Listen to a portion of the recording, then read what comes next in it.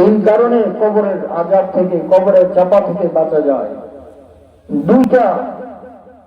দুইটা আল্লাহ পাকের হাতে, একটা আমাদের হাতে।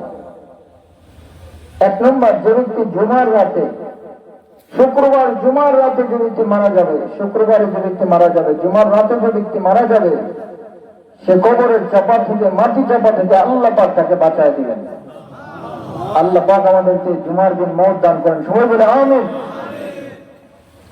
দুই নম্বর, যে ব্যক্তি রমজানে মারা যাবে, রমজানে যার মওত হবে, আল্লাহ পাক তাকে কবরের চাপা থেকে, মাটি চাপা থেকে বাঁচায় দিবেন। সুবহানাল্লাহ। এই দুটো যে আমাদের হাতে আছে, কি বলেন? কার হাতে? আল্লাহ পাকের হাতে। আমরা আল্লাহ পাকের কাছে দোয়া করবো, হে আল্লাহ আমাদেরকে রমজান মাসে মওত দিয়েন, বলেন আমিন।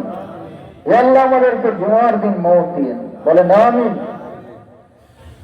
তিন নম্বর, এটা আমাদের হাতে আছে।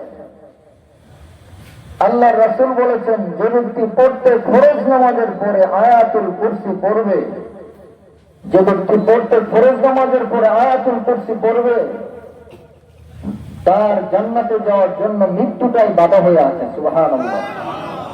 মওত হবে আর তার জান্নাতের নাজ নিয়ামত শুরু হয়ে যাবে। সুবহানাল্লাহ। যে ব্যক্তি আয়াতুল কুরসি প্রত্যেক ফরজ নামাজের পরে পড়বে, আল্লাহ রাব্বুল আলামিন তাকে কবরের মাটি চাপা থেকে হেফাজত করবেন। সুবহানাল্লাহ। আমরা আয়াতুল কুরসি পারি তো ইনশাআল্লাহ? কে কে পারেন একটু হাত তুলে দিলেন। মাশাআল্লাহ, মাশাআল্লাহ, সবাই তো পারেন। তো আমরা আমল করবো ইনশাআল্লাহ। আল্লাহ পাক আমাদেরকে তৌফিক দান করেন। প্রত্যেক ফরজ নামাজের পরে আয়াতুল কুরসি যেন আপনার মিস না যায়।